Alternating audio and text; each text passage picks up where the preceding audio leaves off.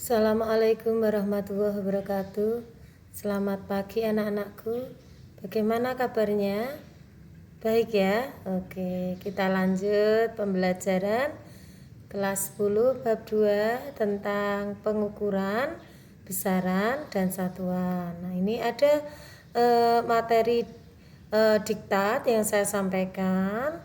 Nanti bisa dibuka di bab 2 ya. Ini pada bab ini Anda akan diajak untuk dapat menerapkan konsep besaran fisika dan pengukurannya dengan cara mengukur besaran fisika seperti, nah ini poinnya, massa, panjang, dan waktu. Oke, intinya ada di sini ya, massa, panjang, waktu. Ini 1, 2, 3. Nah ini, jadi submaterinya ada sistem pengukuran, yang kedua angka penting, yang ketiga adalah besaran dan satuan. Seberapa besarkah massa tubuh Anda? 40 kg, 60 kg, atau 80 kg? Bagaimana Anda dapat mengetahui massa Anda tersebut? Anda dapat mengetahui massa Anda dengan cara mengukur massa tubuh Anda dengan menggunakan timbangan badan. Timbangan badan atau neraca adalah alat yang dapat digunakan untuk mengukur massa suatu benda. Dalam kehidupan sehari-hari, selain neraca, banyak sekali alat ukur yang dapat membantu Anda untuk mengetahui besaran yang Anda ukur. Ketika ingin mengukur tinggi badan, Anda menggunakan mistar atau meteran. Ketika suhu tubuh Anda panas, Anda menggunakan termometer. Nah, ini suhu menggunakan termometer. Demikian pula ketika Anda ingin mengetahui berapa lama suatu peristiwa berlangsung. Nah, lamanya suatu peristiwa menggunakan pengukur waktu, tentunya jam atau stopwatch. Selain itu, Anda pun dapat mengukur diameter sebuah benda dengan menggunakan mengukur diameter atau panjang. Iya, menggunakan jangka sorong mikrometer skrup. Nah, ini sebenarnya masih banyak alat ukur lainnya yang dapat Anda temukan. Dapatkah Anda menyebutkan dan menggunakannya? Supaya Anda lebih memahami cara mengukur besaran fisika seperti massa, panjang, dan waktu, pelajarilah bab ini dengan seksama. Soal pramateri sebelum materi tidak perlu dikerjakan, dipahami aja dulu. Harapannya pada saat Anda mempelajari sistem pengukuran ini, Anda bisa menjawab ini nantinya. Tapi tidak apa-apa, Anda menduga-duga dulu. Bisa nggak Anda menyebutkan 4 alat ukur yang Anda ketahui dengan kegunaannya? Coba disebutkan. Nah, ditulis di buku catatan. Nah, setelah itu lagi yang nomor 2, sebutkan jenis-jenis besaran yang Anda ketahui. Apa saja jenis-jenis besaran? Nah, coba tulis di buku catatan kalau sudah. Yang ketiga, bagaimana cara penulisan hasil suatu pengukuran? Cara nulisnya gimana? Nah, ini silahkan ditulis di buku catatan. Kalau sudah bisa, kita lanjut ini. Kalau belum bisa tidak apa-apa, tulis sebisanya. Oke, masuk ke sistem pengukuran. Amatilah tinggi badan teman Anda. Apakah terlihat lebih tinggi atau lebih pendek dari badan Anda? Anda dapat mengetahui jawabannya dengan membandingkan tinggi badan Anda dengan teman Anda. Akan tetapi, Anda akan mengalami kesulitan dalam menentukan secara tepat seberapa besar perbedaan tinggi yang ada pada Anda dan teman Anda. Dalam menentukan besarnya perbedaan ini, Anda tentunya membutuhkan alat bantu. Nah, ini yang dapat memberi solusi. Nah, dalam kasus ini, secara tidak langsung Anda dapat melakukan suatu proses pengukuran, membandingkan suatu besaran dengan besaran lain yang telah ditetapkan sebagai standar pengukuran yang disebut mengukur. Alat bantu dalam proses pengukuran disebut alat ukur. Nah, ini punya alat ukur. Nah, ini tadi kan disuruh menyebutkan alat ukur. Nah, apa saja ini? Nah, berikut ini akan dijelaskan proses pengukuran dengan menggunakan beberapa alat ukur. Antara lain alat ukur panjang. Nah, ini jawabannya. Mistar, jangka, sorong, mikrometer, skrup. Kemudian ada lagi alat ukur massa dan alat ukur waktu gitu. Jadi itu bisa menjawab pramateri nomor 1. Alat ukur. Ketika Anda melakukan pengukuran suatu besaran fisika, dibutuhkan alat ukur untuk membantu Anda mendapatkan data hasil pengukuran. Untuk mengukur panjang suatu benda, dapat menggunakan apa tadi sudah? Mistar, jangka sorong, dan mikrometer skrup atau mikrometer ulir. Untuk mengukur massa suatu benda dapat menggunakan timbangan dan neraca. Adapun untuk mengukur waktu dapat menggunakan jam atau stopwatch.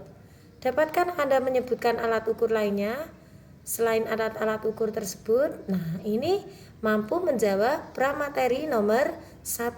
Sebutkan 4 alat ukur. Tadi sudah apa? Iya, apa? Mistar, jangka sorong, mikrometer. Kemudian yang massa apa? Yang massa.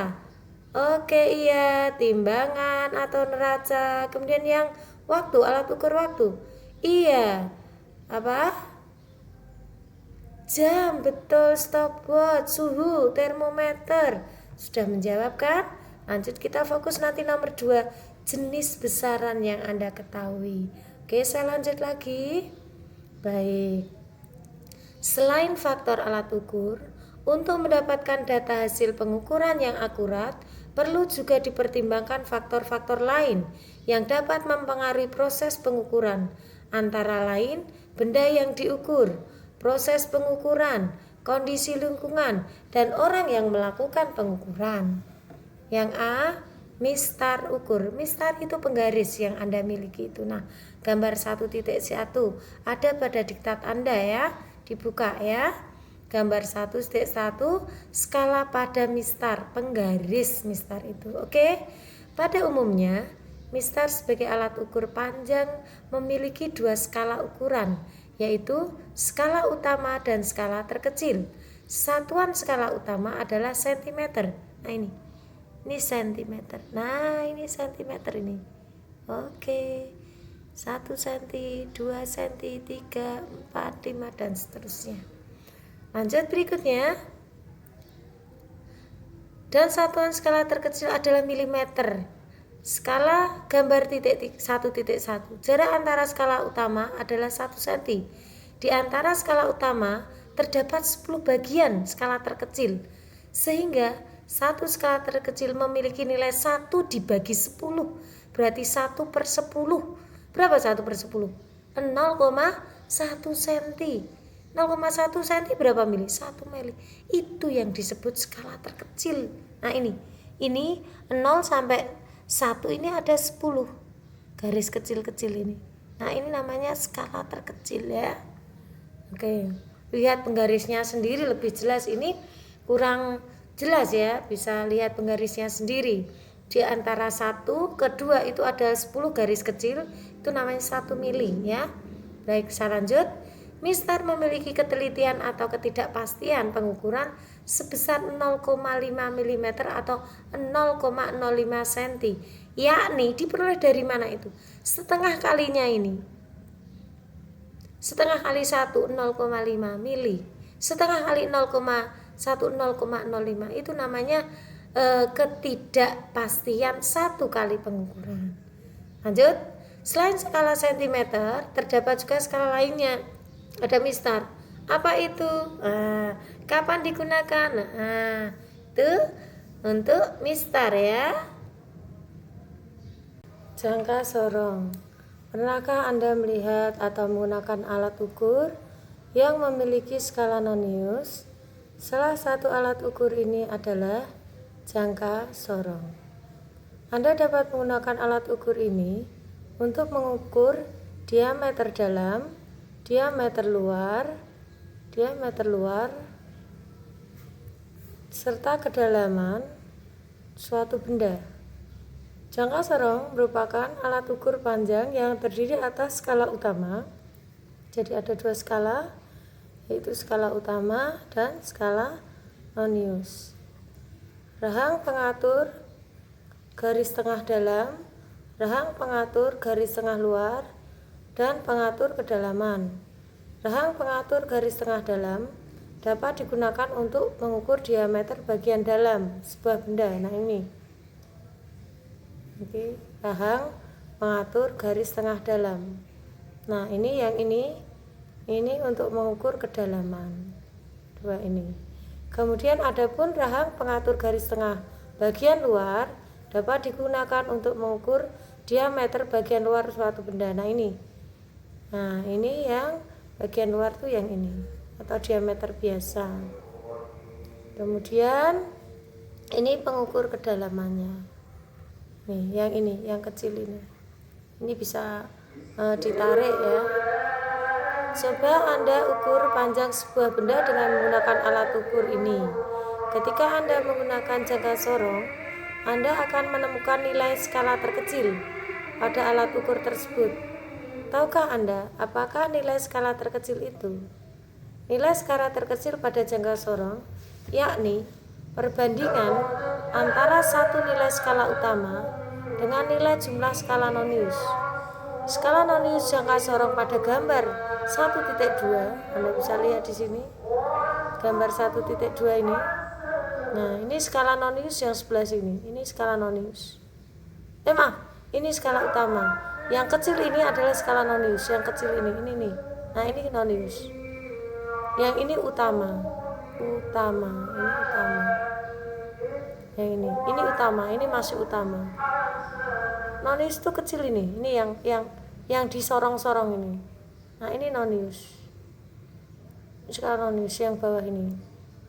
Nah, kemudian pada gambar tersebut memiliki 20. Maka skala terkecil pada jangka sorong adalah 1 mili dibagi 20, karena ini ada 20.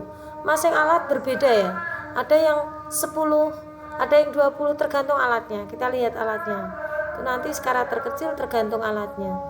Jadi tidak semua persis dengan ini, yaitu 1 dibagi 20 adalah 0,05 mm. Untuk alat ini iya sekian. Nah, nilai ketidakpastian jangka sorong ini adalah tadi sudah dituliskan bahwa nilai ketidakpastiannya adalah setengah kali skala terkecil. Ini SK-nya, skala terkecil. Tadi SK itu skala terkecilnya berapa? 0,05. Setengahnya dari ini. Nah, ini setengah dari ini adalah ketidakpastian. Cuma perlu Anda ketahui bahwa tidak semua jangka sorong memiliki SK 0,05. Tidak semua. Tergantung dari alatnya. Ada yang cuma dibagi 10, 1/10, berarti hanya 0,1. Ada yang SK-nya 0,1. Tergantung alatnya. Jadi SK-nya ini berbeda bergantung alatnya. Demikian untuk jangka sorong terkait dengan skala terkecil. Baik, saya lanjut berikutnya yang B, mikrometer ulir atau skrup. Seperti halnya jangka sorong, Mikrometer ulir atau skrup terbagi ke dalam beberapa bagian, di antaranya landasan, poros, selubung dalam, selubung luar, roda bergerigi, kunci poros, dan bingkai. Ada pada gambar 1.3. Nah ini landasan poros ada di sini. Kemudian ini landasan poros. Ini porosnya, selubung dalam, ini selubung dalam, kemudian ini selubung luar, kemudian ini roda bergerigi, ini kunci, ini bingkai. Nah ini selubung bagian luar adalah tempat skala non-lineus yang memiliki 50 bagian skala. Nah ini ada 2 skala ya, ini namanya skala nonius. Skala nonius. Nah ini yang dijelaskan ini. Kemudian ini yang di sebelah sini, ini adalah skala utama. Memiliki nilai, skala nonius memiliki nilai ini 0,01 mm. Hal ini dapat diketahui ketika Anda memutar selubung bagian luar sebanyak 1 kali putaran penuh. Akan diperoleh nilai 0,5 mili. Satu putaran 0,5 mili skala utama. Oleh karena itu, nilai satu skala nonius adalah ini, 0,01 mm. Sehingga nilai ketelitian atau ketidakpastian mikrometer ulir adalah setengah kali skala terkecil. Skala terkecil ini dikalikan setengah, maka nilainya ini. Kalau dibuat senti 0,0005 cm. Ini untuk skala terkecil. Ini berarti skala terkecil pada mikrometer, SK-nya adalah 0,01 dan ketidakpastiannya atau SK-nya atau delta X-nya, ketidakpastiannya adalah setengah kali 0,01, berarti 0,005 mm. Satuannya adalah mili. Ini untuk apa? Mikrometer skrup. Ini milimeter. Demikian untuk penjelasan mikrometer skrup. Stopwatch C. Pernahkah Anda mengukur berapa lama Anda berlari? Menggunakan apa Anda mengukurnya? Banyak sekali macam dan jenis alat ukur waktu. Salah satu contohnya adalah stopwatch. Stopwatch merupakan alat pengukur waktu yang memiliki skala utama detik dan skala terkecil mili detik. Pada skala utama terdapat 10 bagian yang terkecil, sehingga nilai satu skala terkecil yang dimiliki stopwatch analog adalah 0,1 detik. Berarti Anda sudah tahu di sini SK skala terkecilnya adalah 0,1 second atau detik. Kemudian untuk yang ketidakpastiannya adalah setengah kali 0,1. Setengah kali 0,1 adalah 0,05 detik atau second. Nah ini, selain stopwatch analog terdapat juga stopwatch digital. Menurut Anda, samakah pengukuran stopwatch analog dengan stopwatch digital? Nah, mana yang lebih akurat?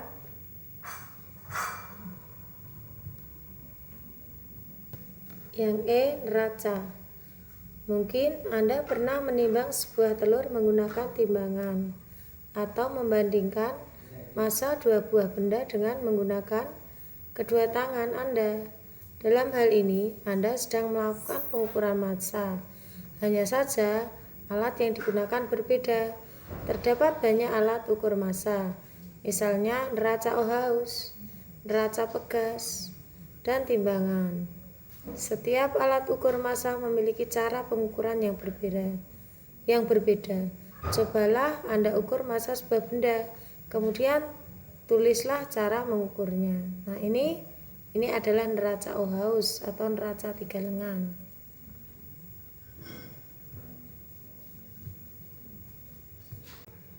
Dua, pengukuran tunggal dan pengukuran berulang. Dalam melakukan pengukuran, mungkin Anda pernah merasa bahwa dengan hanya sekali mengukur data yang diperoleh sudah memiliki tingkat ketelitian yang cukup.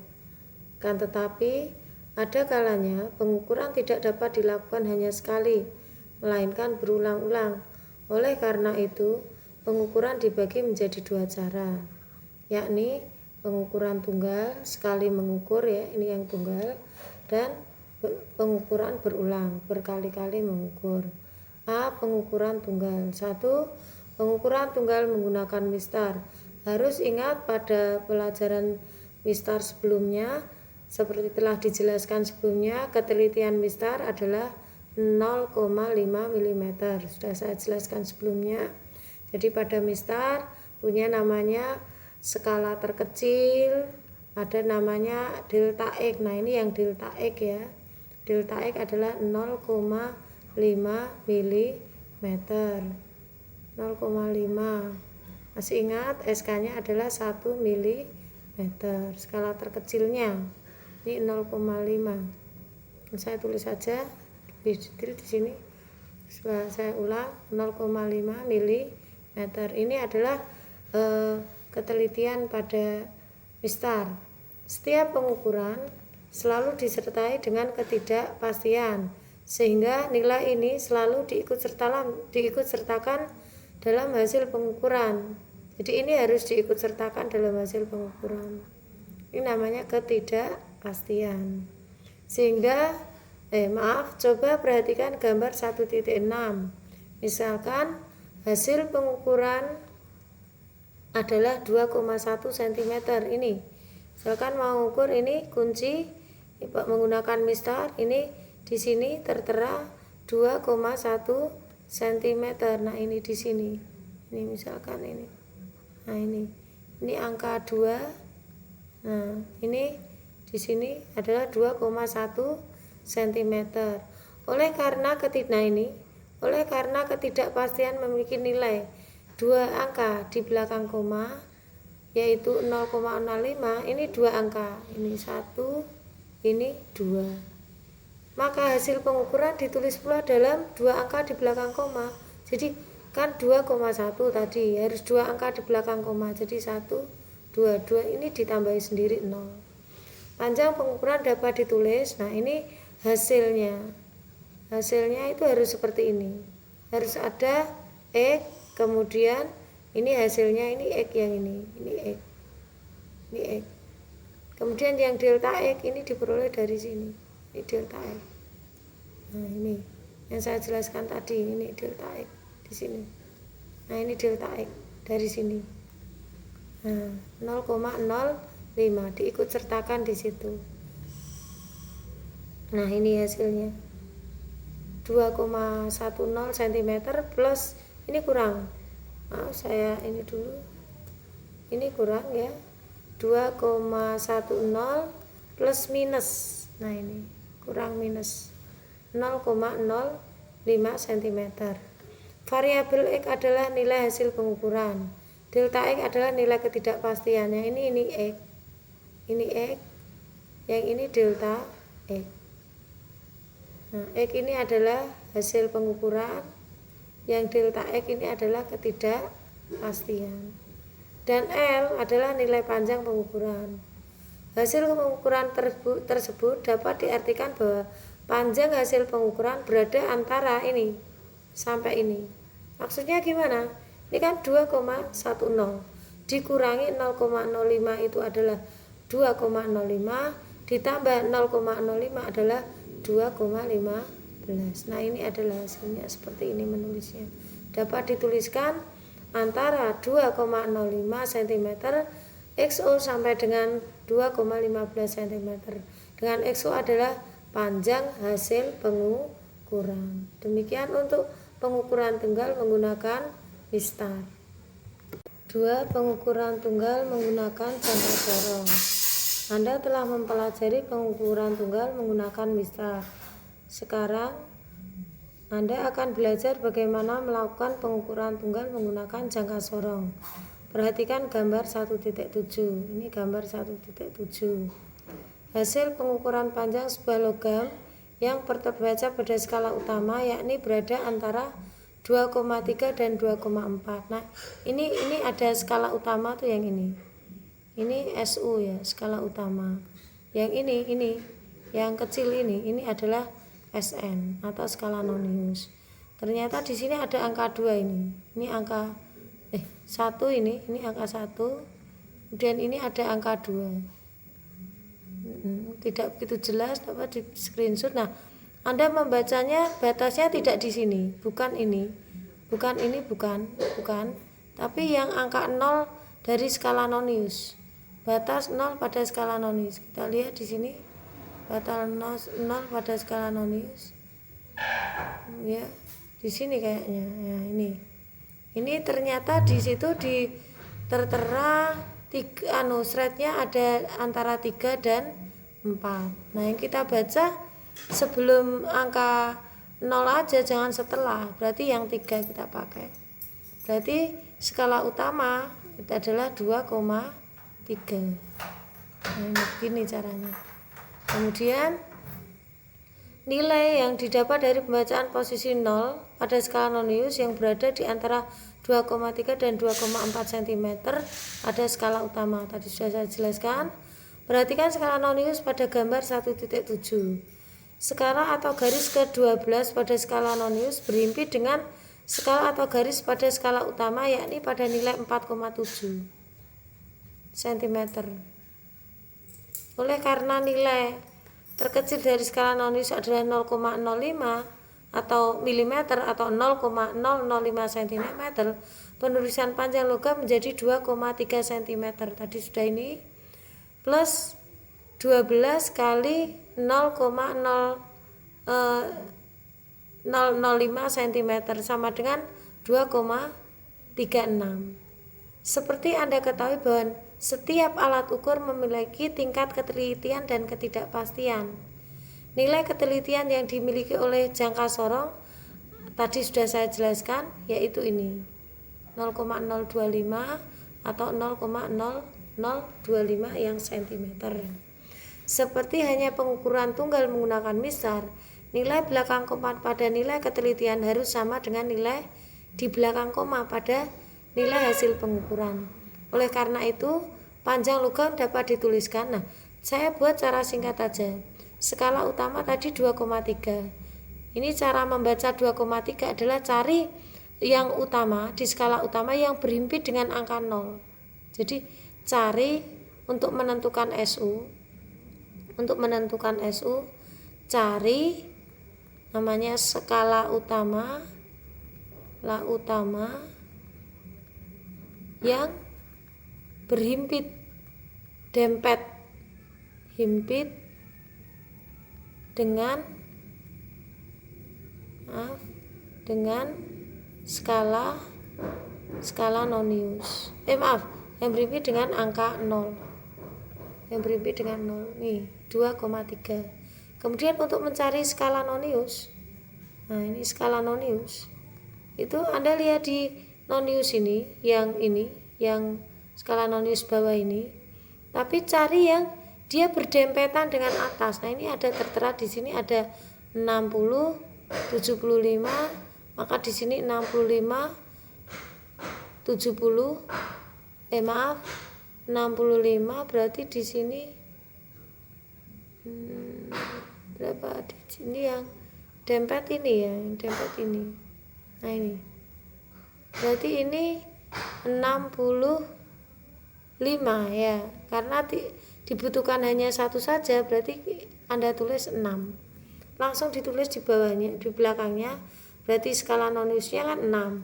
Langsung hasil ini berarti 2, skala Nonius ini, skala utama ini 2,3. Terus ini taruh di belakangnya, ini taruh di sini.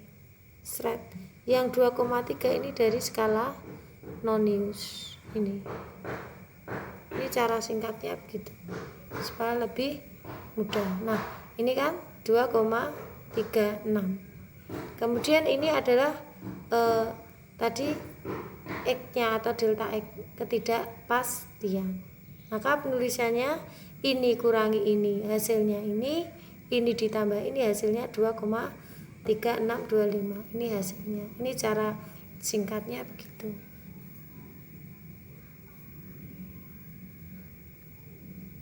Untuk lebih jelasnya, kita kerjakan halaman 21 pada buku diktat nomor 5. Di sini, tentukan hasil pengukuran pada gambar A, B, C, dan D berikut.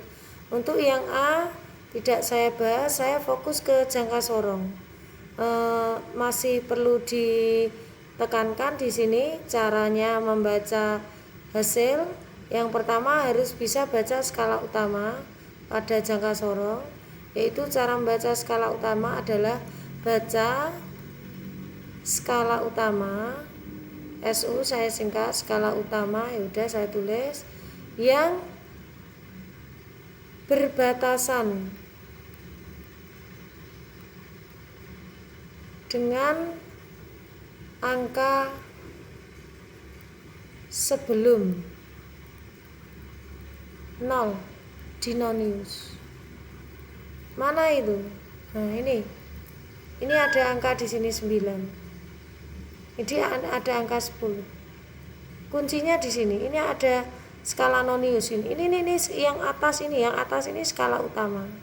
Yang bawah ini skala nonius. Yang nonius berapa? Tidak ada tulisannya. Biasanya juga nggak ada. Kita harus tahu di sini ada baris-garis ini kita hitung. 1 2 3 4, 5, 6, 7, 8, 9, 10. Ini nonius. Ini skala nonius. Yang bawah ini 1 sampai 10. Ini skala utama. Dan bacanya gimana skala utama? Baca skala utama yang berbatasan dengan angka sebelum 0 di nonius. Ini 0. Sebelum 0 ini berarti ini. Di sini kita baca. Berapa di sini? Kita lihat. Ini 9. Berarti ini 1, 2, 3, 4, 5, 6, 7, 8, 9, 10. Berarti ini berapa di sini? Iya betul. Berarti 9,1. Jelas? Ini pembacaan skala utama begitu. Kemudian skala nonius. Baca